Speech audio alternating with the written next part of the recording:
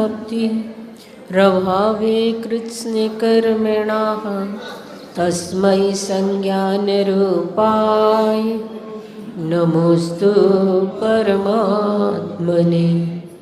अहिंसा परमो धर्म के महावीर भगवान के संत शिरोमणि आचार्य गुरुवर श्री विद्यासागर जी महाराज जी के आचार्य श्री पूज्यपाद स्वामी जी के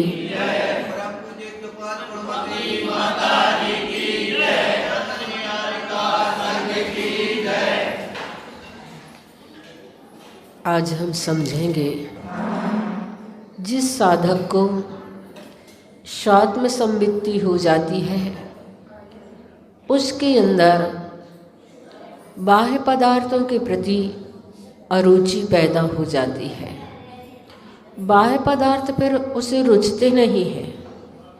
सुलभ और सरलता से प्राप्त होने पर भी उन विषयों के प्रति उसका रुझान नहीं होता। इस बात को आचार्य पूज्यपाद स्वामी गाथा के माध्यम से हमें बताना चाह रही है। यथा यथा न रोचन्ते विषया सुलभा अपि तथा तथा समायाति संवित्तौ तत्तमुत्तमम्। यथा यथा ज्यों ज्यों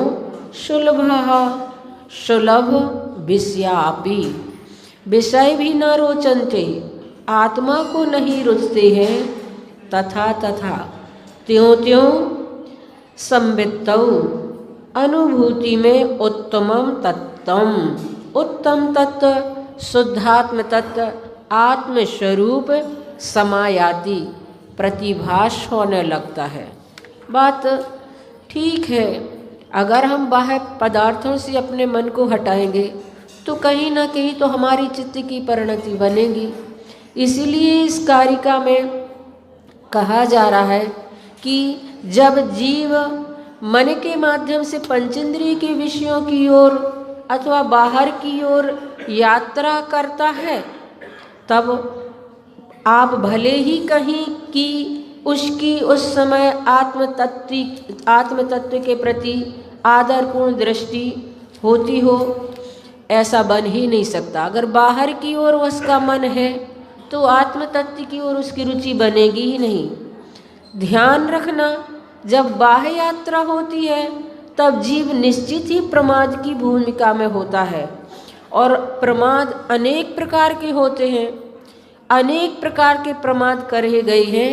और प्रमाद की परिभाषा सर्वार्थ सिद्धि में आचार्य पूज्यपाद स्वामी ने सर्वार्थ सिद्धि की टीका की है। उसमें उन्होंने बताया है कुशलेषु अनादरः प्रमादः। कुशल कार्य यानी कल्याण के जो कार्य हैं उन कार्यों के प्रति अनादर का भाव होना, हमारे हित के लिए जो चीज़ें हैं, हमारे आत्म कल्याण में जो चीज़ें हैं उन कार्यों के प्रति हमारा जो अनादर का भाव होता है वह प्रमाद करना पड़ता है। जैसे कि घर के कार्यों में हम बहुत रुचि लेते हैं, लेकिन अब मंदिर भी जाना पड़ रहा है, फिर पूजा भी करना पड़ रही है, जहाँ पढ़ना जैसा कार्य होता है वो अनादर माना जाता है। इसलिए यहाँ पर कुशल अर्थात उत्तम आत्म तत्व के प्रति अनादर भाव हो तो वो भी प्रमाद कहलाता है। जब कभी बाह्य में कुछ भी कार्य करते हैं और करने की इच्छा करेंगे तो प्रमाद की अवस्था ही होगी। बाह्य प्रवृत्ति में प्रमाद हुआ ही करता है। अतः जब विषयों से चित्त हटेगा तभी शुद्ध तत्व के प्रति सन्मुख होगा और उत्तम तत्व के से विमुख होगा तो विषयों के सम्मुख रहेगा ही रहेगा। और ऐसा जीव, ऐसा सम्यक दृष्टि, ऐसा साधक प्रत्येक समय अपने जीवन की श्वासों को सार्थक बनाने में लगा रहता है। जैसे कि आचार्य श्री के जीवन को आप लोगों ने देखा होगा, एक समय भी उनका व्यर्थ नहीं होता है। हम उनकी काय की चेष्टा को भी देखें तो बैठे बैठे हाथ उनका अंगुली का इस प्रकार से घूमता ही रहता है, लेकिन कभी भी अशुभ में प्रवृत्ति उनकी नहीं हो पाती है।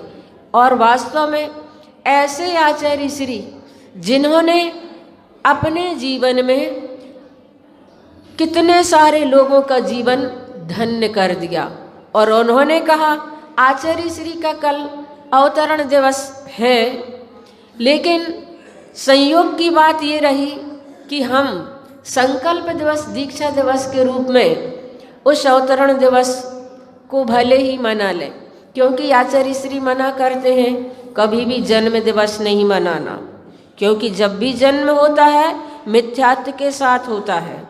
हम लोगों को तो रोक देते हैं आचार्य श्री, भक्तों को नहीं रोक पाते। वे तो कहते हैं महाराज जी जब हम अपने बच्चों का मनाते हैं तो हम अपने इतने महान गुरु का क्यों ना मनाएं।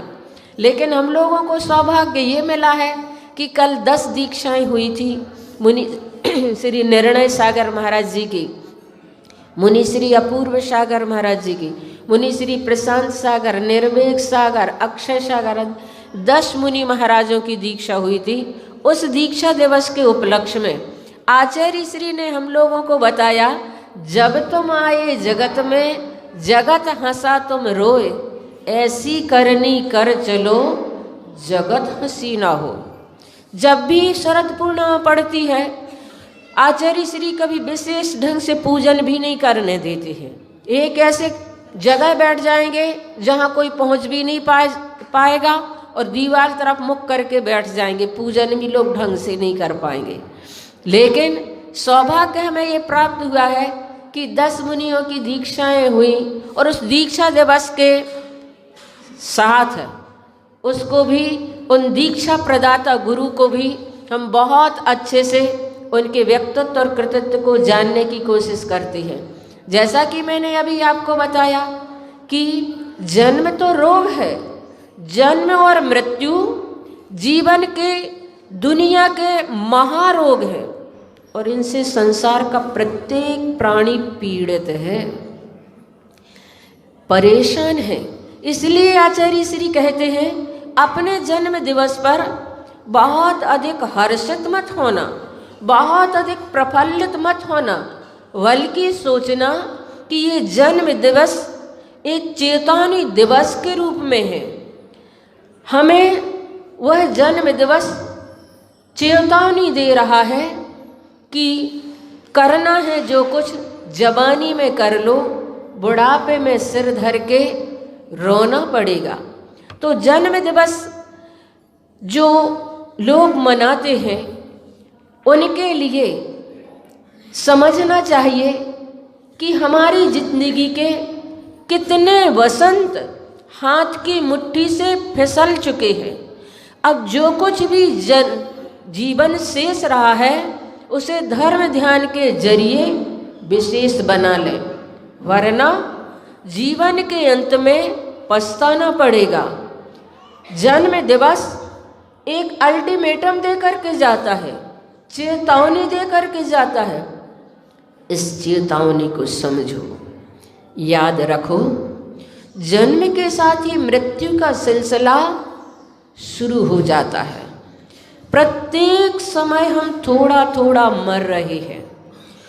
अभी जी मरण हमारा प्रति समय हो रहा है, पर हमें सूर्य का उगना तो याद रहता है, सूर्य का ढलना हम भूल जाते हैं, जिसके कारण हम संसार की मोह माया में भटक जाते हैं, प्रभु से बिछुड़ जाते हैं और पाप और व्यसन में खो जाते हैं।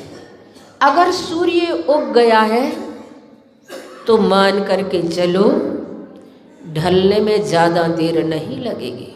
जो उग गया है ढल ही चुका है। सुबह का सूर्य प्रत्येक समय सांझ का सूर्य बनने में संलग्न रहता है। अगर सुबह हो गई है तो सांझ ज़्यादा दूर नहीं है, और अगर जन्म हो गया है तो मौत भी ज़्यादा दूर नहीं है।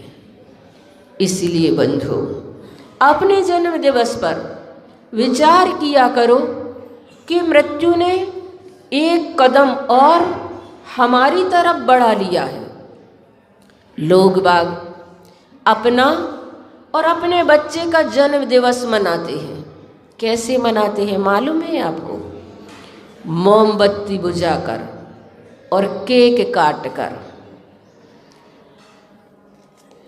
और फिर उधर उसके दोस्त यार खड़े होते हैं, वे सब मिलकर के बोलते हैं हैप्पी बर्थडे टू यू। फिर डांस होते हैं, गीत संगीत होता है, मौज मस्ती होती है, मन गया जन्म दिवस। और जब मोमबत्ती बुझाते हैं, पास में केक रखा रहता है।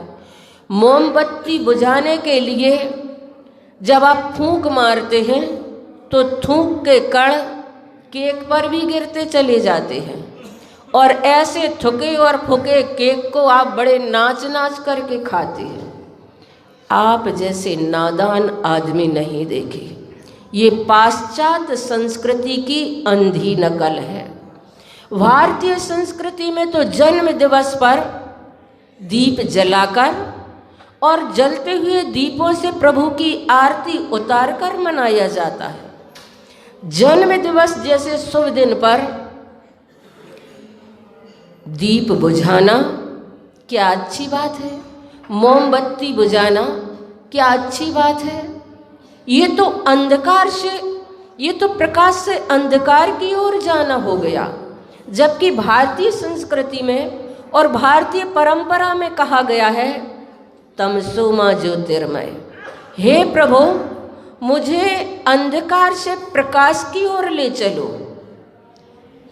इसलिए जन्म दिवस जैसे शुभ प्रसंग पर दिया बुझाना भारतीय संस्कृति में अशुभ माना जाता है, अपशकुन माना जाता है।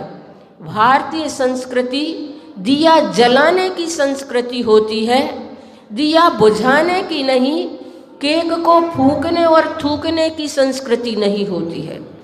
अगर आप अपना और अपने बेटे का जन्म दिवस मनाते हैं तो मनाओ, अच्छे से मनाओ, पर भारतीय संस्कृति के अनुसार मनाओ। भारतीय संस्कृति में बताया जाता है कि दीप जलाकर और जितने नंबर का तुम्हारे बेटे का जन्म दिवस है उतने दिया जलाकर उस बेटे से भगवान की आरती कराओ। उस दिन उससे पूजन अभिषेक करवाओ। उस दिन अगर साधु तुम्हारे नगर में है तो उन्हें उससे आहार दिलवाओ। कोई भूखे हैं, अनाथ हैं, गरीब हैं, उस दिन उस अपने बेटे से उसे कुछ देने के लिए दान पुण्य आदि का उसके लिए सजेशन दो।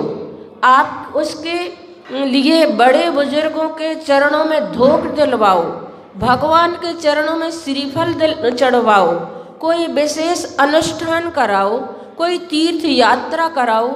ये तो फिर भी जन्मदिन मनाया जाता है इस प्रकार से। लेकिन केक काटना और मोमबत्ती बुझाना ये भारतीय संस्कृति नहीं है, ये पाश्चात्य संस्कृति की अंधी नकल है। और वास्तव में अगर आपको जन्म दिवस मनाना है तो किसी होटल में जाकर के नहीं, किसी पिकनिक स्पॉट पर जाकर के नहीं, किसी बाग बगीचे में जाकर के नहीं, बल्कि शमशान घाट में जाकर के मनाओ, जहाँ तुम्हें जन्म दिवस का सिर्फ उत्सव ही न दिखाई देगा, मृत्यु का मातम भी तुम्हें उस शमशान घाट में दिखाई देगा। जब तुम शमशान घाट में अपना जन्म दिवस मनाओगे तो तुम्हें सिर्फ वहाँ जगमगाती हुई मोमबत्ती ही नहीं दिखाई देंगी, बल्कि अपनी चिता की उठती हुई लपटें भी दिखाई देंगी। जब तुम शमशान घाट में अपना जन्म दिवस मनाओगे तो तुम्हें वहाँ संसार के स्वार्थी परिवारजन और मित्रजन ही नहीं दिखाई देंगे, वहाँ की मडराती हुई प्रेत आत्माएं भी दिखाई देंगी। हिम्मत हो तो मनाओ इस प्रकार से जन्म दिवस, क्योंकि शमशान घाट में वैराग्य और भक्ति का वास होता है। जिनके लिए अपने हृदय में विरक्ति और भक्ति चाहिए, उसके लिए शमशान घाट को भी नहीं बोलना चाहिए। और जीवन के प्रत्येक दिन में एक दिन मौत का भी याद रखना चाहिए। बंधुओं, हम जन्म दिवस पर बहुत उत्सव तो मना लेते हैं, लेकिन हम ये भूल जाते हैं कि हमारी जिंदगी की एक गांठ खत्म हो गई है। वर्ष गांठ मनाती है, एक वर्ष हमारी गांठ से निकल चुका है। तो आचार्य श्री कभी हम लोगों को जन्म दिवस मनाने की अनुमति नहीं देते। पर सौभाग्य है हम सभी का कि उस दिन मुनिराजों की दीक्षा हुई थी और कल भी मुनिराजों की दीक्षा है। 4 दीक्षाएं सतना में, जिनमें सागर के अमित भैया का भी नाम है, ब्रह्मचारी अमित भैया, और भी 3-4 लोग कल शरद पूर्णिमा के दिन संकल्प दिवस अपनी ज़िंदगी में उस दीक्षा महोत्सव को, दीक्षा को ग्रहण कर रही हैं, अपनी ज़िंदगी के शुभ अवसर को ग्रहण कर रही हैं। तो बंधुओं, कल का दिन पुनीत और पावन दिन है। कल का दिन बहुत ही हम सभी के लिए ऐसा दिन है, अगर आचार्य श्री ना होते तो हम सब भी शायद ना हो पाते, क्योंकि इस भौतिक चकाचौंध में आज युवा शक्ति को इस ओर मोड़ना हर किसी के बस की बात नहीं है। आचार्य श्री जैसे समर्थ साधक ही युवाओं को इस भौतिकता से वैराग्य की ओर मोड़ने में समर्थ हो पाए हैं। तो बंधुओं, कल का दिन महान दिन है, पर्व का दिन है, इसलिए हम सभी सुबह से ही बहुत अच्छे से मनाएंगे। आप लोगों के यहाँ जब बच्चों का जन्म दिवस होता है, आप लोगों का जब जन्म दिवस होता है, तब पुराने वस्त्र नहीं पहनती हैं। उस दिन नए विशेष रूप से खरीदे जाते हैं। जब शादी विवाह आदि होता है तो आप लोग कितने सज समझ कर संभर करके तैयार होते हैं। और कल का दिन ऐसा ही दिन है, जितने अच्छे से अच्छे आप सभी लोग तैयार होकर के आए, मैं समझूंगी कि आपकी आस्था आचार्य भगवान के प्रति बहुत अच्छी है। कल का दिन ऐसा ही दिन है हम सभी के लिए, एक पर्व का दिन है, एक उत्सव का दिन है। इसलिए सभी लोग विविध विशेष प्रकार की वेशभूषा, विशेष प्रकार के आभूषण से सुसज्जित होकर के यहाँ हम आचार्य भगवान के 36 मूल गुण जो हैं, उनके एक एक मूल गुण को इंद्र के परिधान में, इंद्राणियों के परिधान में आप सभी उन्हें अर्घ्य समर्पित करेंगे। समय अपना हो रहा है, 9 बार बड़े बाबा का जाप करेंगे। ओम ह्रीं श्रीं क्लीं मैं बड़े बाबा नमः।